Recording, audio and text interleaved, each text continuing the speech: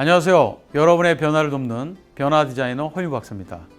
이번 주제는 목적으로 리딩하라입니다.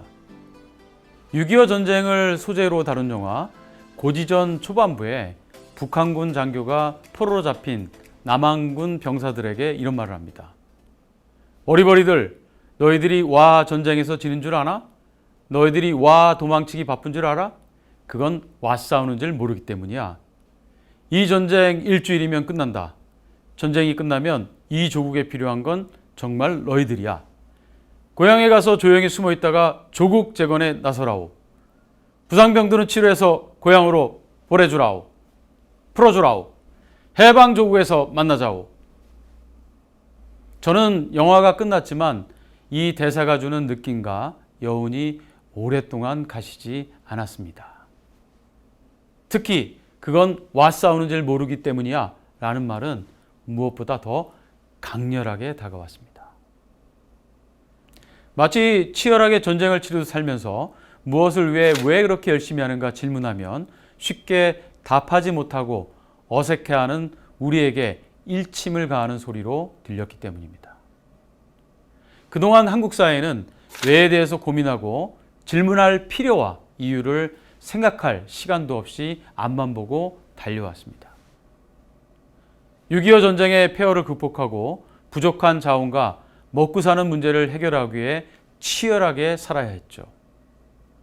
또 고도성장기를 맞이하면서는 돈 되는 일과 기술을 찾아 배우고 행동으로 옮기는 것이 성공의 관건이었습니다. 그래서 비즈니스에서 방향과 목적보다는 목표와 속도가 더 중요시되었고 상대를 설득하고 동기부여하는 원동력이었습니다.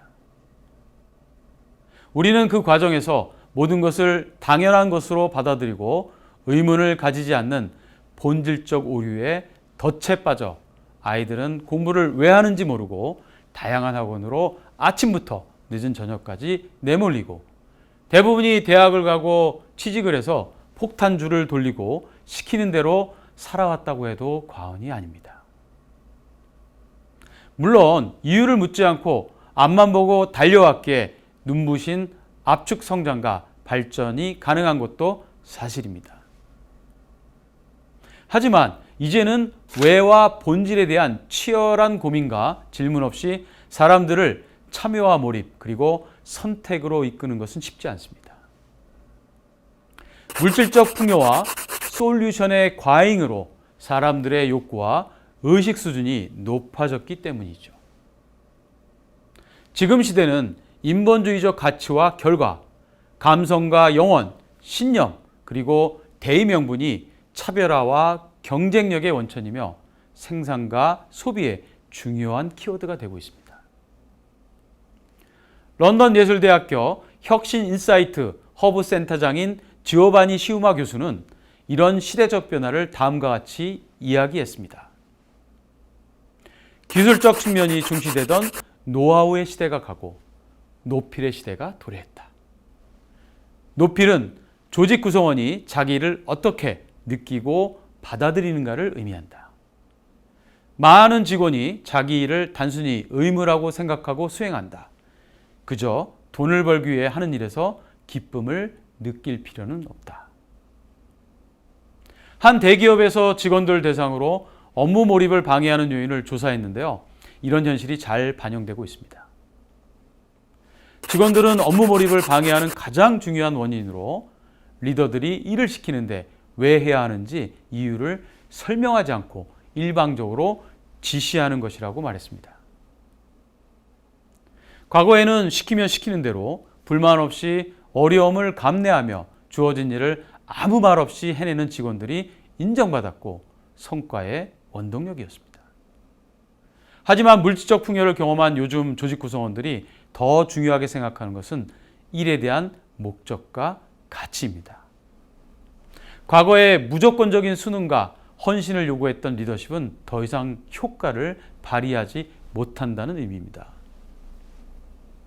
실제로 올버니 대학교의 마크 무레이브는 목적을 갖고 있는 것과 그렇지 않은 것에 어떤 차이가 있는지 흥미로운 쿠키 실험을 진행했습니다. 학생들은 두 집단으로 나뉘어 따뜻한 쿠키 접시를 제공받고 먹지 말도록 요구를 받습니다. 학생들의 절반은 유혹을 억제하는 능력을 측정한다는 실험의 목적을 알려주고 참가에 대한 감사를 표시했습니다. 또한 학생들에게 효과적인 아이디어를 요청했습니다. 하지만 나머지 절반의 학생들에게는 쿠키를 5분 동안 먹으면 안 된다고 명령만 주고 지시를 따르라고 했죠. 물론 실험에 참여한 학생 중 따뜻한 쿠키의 유혹에 넘어간 사람은 한 명도 없습니다. 이 실험이 끝나고 학생들은 다시 컴퓨터 앞에 앉아 1000분의 500초 동안 반짝거리도록 프로그래밍 되어 있는 상태에서 6 다음 4가 나오면 스페이스바를 누르는 테스트를 추가적으로 참여했습니다. 첫 번째 그룹은 12분 동안 집중력을 잘 유지한 반면 자세한 설명을 듣지 못하고 지시만 받았던 그룹은 시간이 지나자 스페이스바를 누르는 것을 깜빡하거나 피곤해서 집중하기 힘들다며 투덜거리고 심지어 중간에 그만두는 학생들이 생겨서 결과가 좋지 않았습니다. 이 실험은 사람들이 특별한 목적을 위해 기여하거나 누군가를 돕는다고 인지할 때 그 일이 덜 힘들게 느껴지고 더 높은 집중력과 자제력을 발휘하고 성과를 낼 수 있다는 시사점을 제공합니다. 딜로이트 컨설팅의 보고에서는 목적을 최우선시하는 조직이 그렇지 않은 조직에 비해 혁신의 수준은 30%, 핵심 인재 유지율은 40%가 더 높았고 세분화된 시장에서 1, 2위를 다투는 위치를 점유하는 경향이 있는 것으로 나타났습니다. 목적의 중요성은 어제 오늘의 이야기가 아니라 아주 오래전부터 철학적 사유의 중요한 주제이기도 합니다. 고대 그리스 철학자 아리스토텔레스는 텔로스를 잊지 마라 라고 얘기했습니다. 텔로스는 목적과 사실이 존재하는 이유라는 의미입니다. 이 세상에 존재하는 것은 모두 존재의 목적과 이유가 있죠.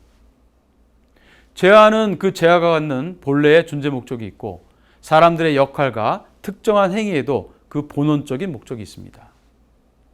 예를 들어 사람의 생명을 다루는 의사는 히포크라테스 선서에 나와 있는 것처럼 환자의 건강과 생명을 첫째로 생각하는 것이 존재 목적입니다.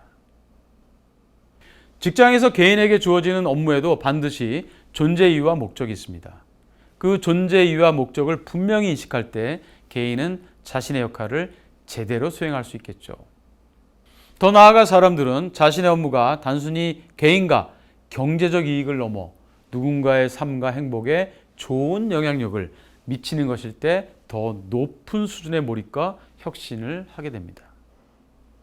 결국 리더의 역할은 구성원들이 목적의식을 갖고 자신의 업무에 몰입하도록 만들어 조직의 경쟁력을 높이고 성과를 내는 것이라고 할 수 있습니다. 저는 리더가 구성원들을 목적으로 이끌기 위해 다음의 3가지를 실천할 것을 제안드립니다. 첫째, 리더는 구성원들이 하는 일에 대해 고차원적 의미와 가치를 부여하는 의미 창조자가 되어야 합니다. 마셜 골드 스미스가 그에 져서 트리거에서 말한 것처럼 우리가 가진 목적의 질이 동기에 미치는 영향이 크기 때문입니다. 둘째, 구성원들이 일에 대한 의미와 목적을 이해의 수준을 넘어 내재화될 수 있도록 반복해서 설명하고 강조해야 합니다. 구성원들은 일을 왜 해야 하는지, 어떤 목적을 위해 하는지 명확히 이해할 때 지속적으로 몰입하며 창의성을 발휘할 수 있기 때문입니다.